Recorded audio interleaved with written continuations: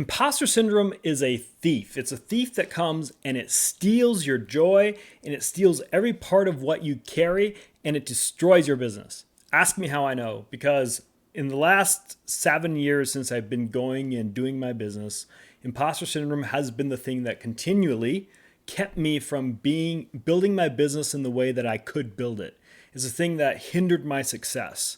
I was the poster child for imposter syndrome because it was the thing that most affected my life. However, in the past year, I experienced some things that helped me get a glimpse of freedom from it and to actually start doing something that helped me get past it. And that's what I want to talk about in this video. So if you are struggling with imposter syndrome or you have been, then this is actually going to help you. Essentially what imposter syndrome does is it keeps you in this state of always feeling less than, where you're not good enough to actually do the thing that you're called to do and you're created to do. And it kind of just sucks the life out of you, period. And it convinces you that everyone that is doing the stuff that you're doing, the same things, whatever it may be, whether it's online marketing, whether it's building websites, it doesn't matter what the thing is, it'll convince you that everybody else is better than you. And so it'll get you to ask if you should even try, if you should even go ahead and do it. And what's the point of it anyway? You're not going to be successful anyway. It has all of these negative connotations to it. For me, it went as far back as saying, well, Justin, why don't you just go and get a real job instead of doing this internet marketing thing? It's not going to work for you anyway. So that's the voice of the imposter. It lies to us. Imposter syndrome lies to us. It's a thief. And that's what it did for me. However, through a series of different circumstances and things that happened over the past year, and I'm going to dig into that story a little bit, but during that time, there's something that God started doing in my life that started removing this imposter syndrome. And it kind of set me up to do better in business and to, like, right now, I'm in the process of building some things out that are really, really cool. So first of all, let's dig into the beginning of this year. That's where imposter syndrome was very strong in me at the beginning here. Because in the beginning of the year, I sold a coaching implementation kind of package thing I was doing with a new client. And the client, instead of taking the action that I told him to take, he kept making excuses and never really following through and never really following my advice. So naturally, because he didn't follow my advice, because he didn't follow through, he didn't really get anywhere. He didn't get results, which makes sense, right? At one point, even after working together for a little bit, he completely ghosted me, completely left me on red, and I would constantly reach out to him and he never responded. And at first, I took it all as my own fault, like it was my problem that I wasn't able to get him success and I wasn't good enough for clients, and therefore, why should I even take any more clients? Why am I even in this business? Like all that imposter syndrome negativity came through me, right? And yes, that has a part to play where the way that I deliver it, and I'm learning how to deliver things better for certain clients. And I can always improve on that action. But to let that one client define who I was and my ability to create success is not beneficial at all, even though that is very much the thing that I did. And it cost weeks of just moping around where I was super discouraged, massive discouragement, feeling like, what am I doing building my business again? And what's the point of all this? Judging myself, like there's no way my stuff works. Like it's just not good enough, right? However, let's think about this for a little bit. What was the real problem in this? Either A, it was my skill set in marketing was just not good enough, period. B, the problem was that the client wasn't actually following through, or maybe I wasn't helping him follow through enough. Or C, maybe it's because I just chose the wrong client. See, my natural response every time I've made mistakes in the past has always been to go with A, where it's all based on my experience, on my ability. That's put into question, and I don't believe that I'm good enough. Like, oh, Justin, you're just not good enough. Your stuff isn't good enough. Why are you doing this type deal, right? However, there's some other people that their response is more of the response of B, where they're like, they put all the blame on the client, right? And those people don't really get far in their business either, because they sell stuff and they continually to sell stuff, and so they make some money, but their clients are getting any results because they're not actually taking any blame on themselves and helping their clients be successful. I can't do that. If I sell something, I want people to be successful. So I came to the conclusion that The real answer is actually C, because my stuff works. I know it works. I've worked with many clients where it has worked, but for this one client, it didn't work. And I can let that derail me, or I can say, okay, I can learn from this and I can create a better system to help those people that are struggling with excuses and stuff and do better. Yes, I can do that. But C, when I pick the right clients, I don't even have to do that. When I pick the right clients, things tend to work out. And that's what happened for me is I actually went and I sold a client a month later when I started working with this client that was the right client. And in about 6 weeks from starting to work with him, we sold $39,000 of a brand new program that we created for him because it worked. He was the right client. My stuff worked right away for him. He didn't have excuses. He just like, oh, tell me what to do. And then he did it. And I helped him do it, right?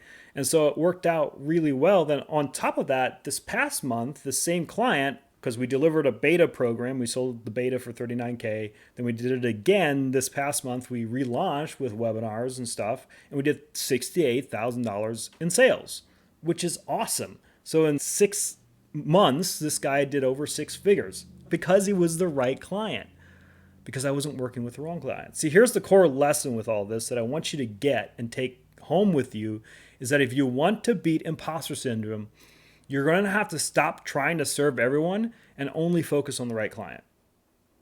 Because when you focus on one offer and one client,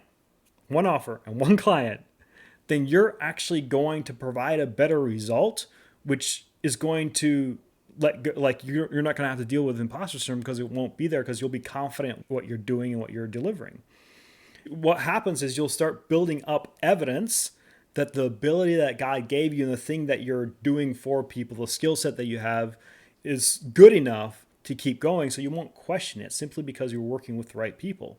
Because now just look at my own self, like working with this client, this right client, how much more confident am I in my ability to deliver things simply because I worked with the right client.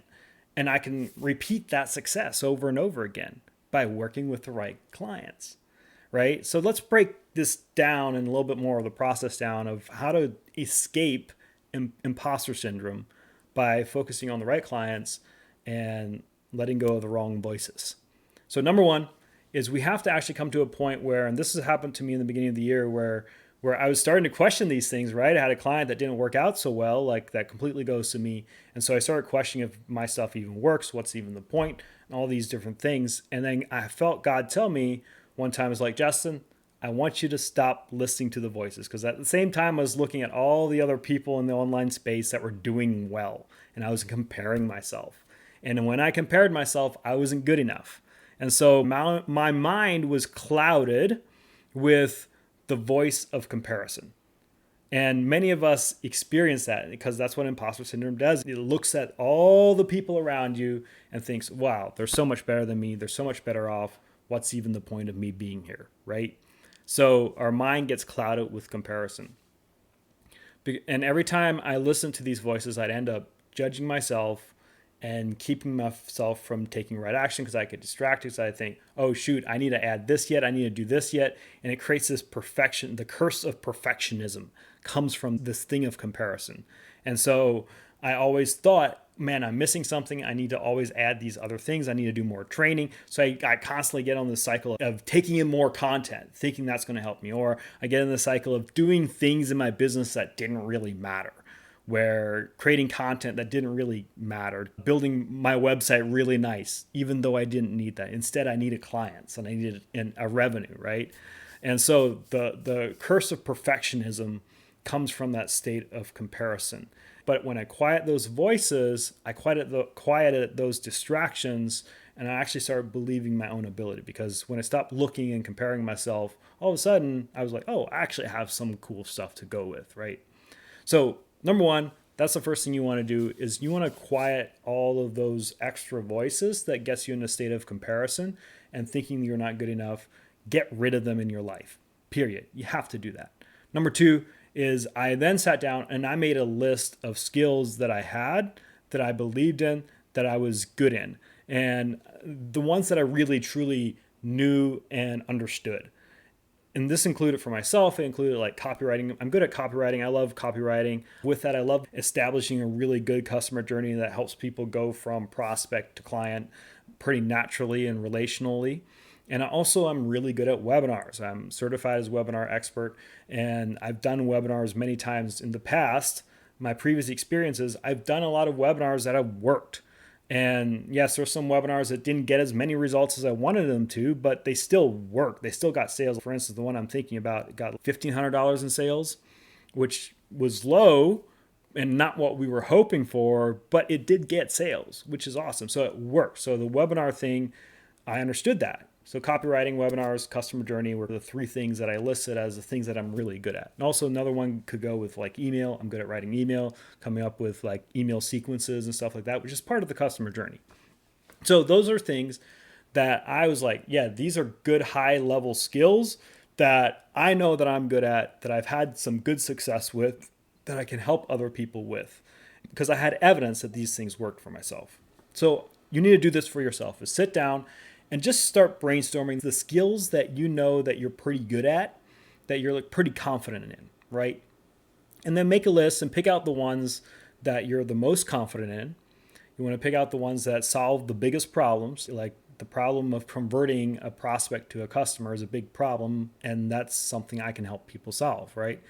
And pick out ones that get the best results in the shortest amount of time frame. So if I look at webinars, for instance, like I can create a webinar in less than a week, and I can have it set up for a client and ready to go. So we can pretty quickly be launching something and sharing something that actually helps people get results pretty quickly. So there's best results in the shortest time frame, and that the right people will pay a top dollar for. And I know the right person will get massive results with these certain skills, and they're also going to be willing to pay me good money for it because I've done it in the past. And a lot of times what I do when I do something that's based on results of income and revenue, then I'll tie in percentage of the profit that we make. So that way, like by doing one webinar, I can make 10K just because of the results that we do, which is pretty cool. Those are kind of the lists that I came up with. And again, do this for yourself. Check it out. What are you confident in? What's going to solve a big problem? What's going to get a big result in a short amount of time? And what's something that people are willing to pay for? Make that list, figure out what those things are. Then number third thing you want to do, again, we want to quiet the voices that are telling us the things that are keeping us in this state of comparison. Number two is we want to actually make a list of the skill sets that we have, that we trust ourselves in, that we're confident in. Number three is we want to detail who the right client is that we want to work with. And I want you to ask this question. And this is a question I asked for myself. If I only got paid after I got results for someone, who would I work with? And who wouldn't I work with? Right? Because the more clear we get on this, the more clear we're going to be on who we're going to target so that we can get the most and the best results. So this is where you make the list of the things that your right client must have, that you're fully confident that you can get results for you. I want you to be very specific, and I want you to cherry pick what these things are and be very detailed. For me, I made a detailed list. If I work with these people, I will be getting them results. And so here's the list that I made for myself. One, they must have an existing audience of at least several thousand people. If they already have a following, we can get results really quick. They must have the ability and experience to actually help people succeed. So they must have some experience in the field and not just wanting to make money online. Instead, they must actually have the ability and the experience to back it up. 3, they must have an existing reputation that is good. So they already have some trust in the marketplace. They didn't betray their trust by different character flaws that have betrayed trust, but they have this good reputation in the marketplace. 4 is they must be willing to follow what I tell them to do and the way that I do it. Because I've worked with clients in the past where they were like, oh, I don't want to know if I like it doing it this way. We're going to do it this way instead. Can you help us do it this way? And then I try to help them do it that way, which is something new that I did, and it didn't work out. So I was like, this is something I need people that actually are willing to follow the things that I tell them to do in my process. And 5, the final thing that I wrote down is they must be comfortable with selling and they understand the basics of how it works. So if they have a hard time sitting in front of a camera speaking, or they have a hard time selling something, then it's going to be really hard to work with them, right? And so they must be comfortable with that. At the core, I knew if I worked with this type of person that I could get them results really, really quickly. Because that's what we want to do is we want to set it up to where we can get results quickly, and then we can expand it out, our offering, to more people and so on and so forth. So again, how do we do this? What have we done so far? Number one is we quieted all the voices that had us comparing us to other people and thinking we're not good enough. Number two, we figured out what are our high-level skill sets that people are willing to pay for, that we're comfortable delivering. Number three, who are the clients that if we didn't get paid until we got them results, that we would choose to work with them. And number four is now we need to develop a simple offer for this particular client that this client's going to look at and be like, whoa, I want to do this. I want to join this. And the most important thing is the most simple offer.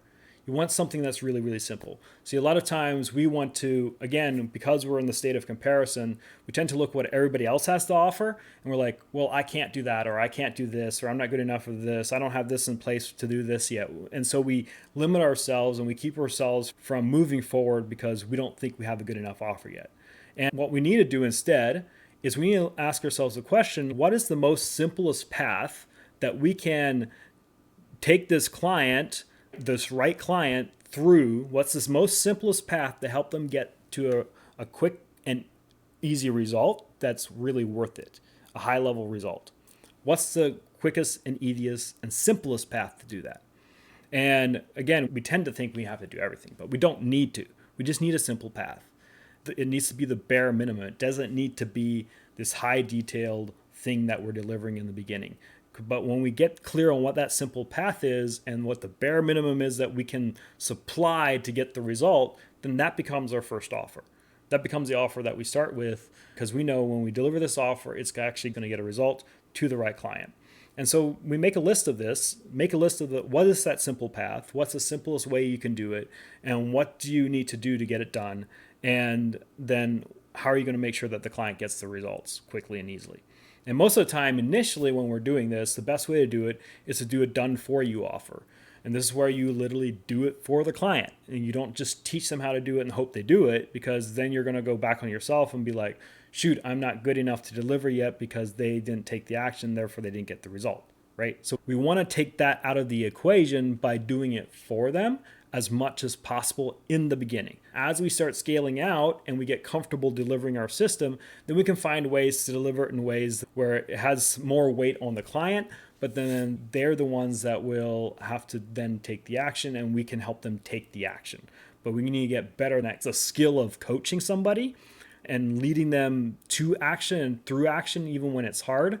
Basically, we need to add skills, right? To be able to do a done with you and a done do it yourself type of offer in the future. So in the beginning, we just want to take the skills we already have, use those to benefit the client. If you're the one doing it for them, then it takes the client's weaknesses that could hinder results out of the equation. For instance, a lot of my clients, they don't know how to do tech stuff and they don't care to, but they can show up well and they can provide a great experience for people and they have a following. So all I need to do is meet them there and set up all the tech stuff, so it takes their weakness and their fear of the tech out of the equation. For me, it looked like something like this. My simple process is I'd interview them to get their story, their unique positioning, their messaging in the marketplace, and then I take time to come up with that messaging and outline a good offer with what they wanted to do. And then I'd set up all the tech so they don't have to worry about it. I'd set up the email list, the offer, all the sales process for the offer, all that stuff. I would be the one setting it up. Then I'd outline their whole webinar. I'd interview them again with the content that I needed, made a list so that, again, they can't mess it up. It's a simple process. And then I'd set up, again, all the tech for the webinar where all they needed to do is show up to it. And that's it. Made it as simple and straightforward as possible. This is my simple process, taking the skill sets that I know I'm comfortable with for the client that I know I can get results for. It's a simple framework, a simple process, ultra simple, bare minimum delivery. And this was it, a done for you system for the right client. And the simple reality is it worked. Because over 6 figures in 6 months And since the contract is a percentage of sales that I get from this, I get paid according to results. So this is one of my best months to date because of the percentage of sales that I'm bringing in simply because I took my skills, combined it with the right client, and I delivered results in the most simple, straightforward, bare minimum way, and we got results. It worked, right? So here's a conclusion. When you focus on only your best work with only your best client and you deliver it in the most simple way, it's really, really hard for imposter syndrome to stick around. Just think, after a month like this, bringing in $68,000 for a client, do you think that maybe I have a little bit of confidence? That I have confidence in my process? Yes.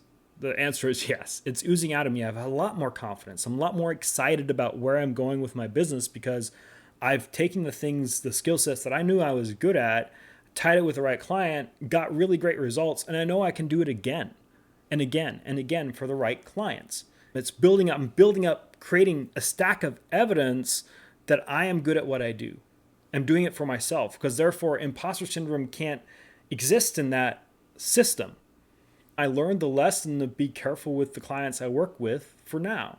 And while I learn how to teach it well to the people that aren't quite where my perfect clients are at yet. Because again, like I mentioned earlier, in the beginning, you want to do done for you. And the reason you want to do done for you so it takes the client's hindrances out of the equation, so it's done for you so you can get a quick result and make sure it works. But then you take that done for you process, you make it into a done with you process. And then you ask yourself the question, how can I coach people through and how can I make sure they take action if I do a done with you?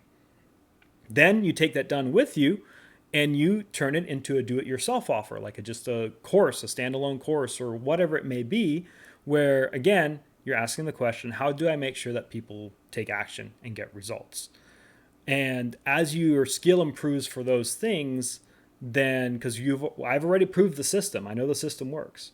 So now I just get to improve my skill on the done with you level and the do it yourself level.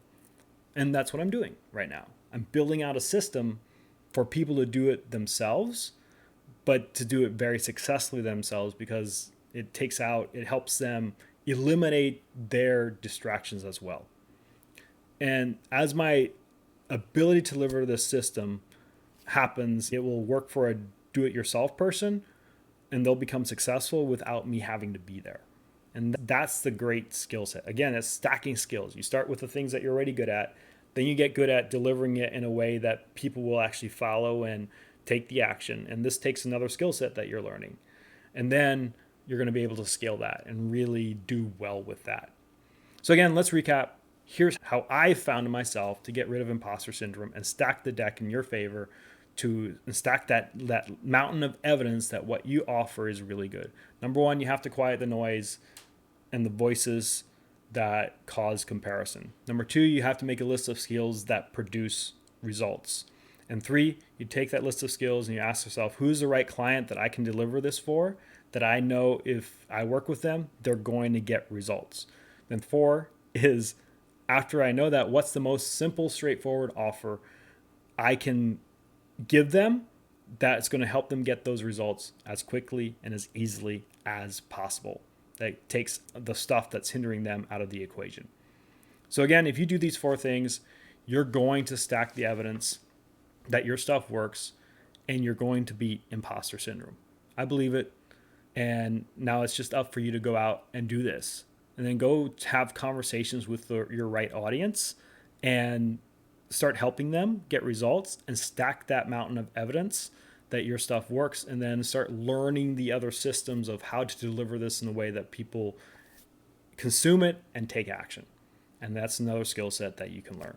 But do this in the beginning and you're going to beat imposter syndrome. You're going to start making some revenue and you're going to start feeling a lot better about your system. If you like this video, then like, subscribe, tell other people about it, share it, do whatever you need to do, and we will see you in the next video.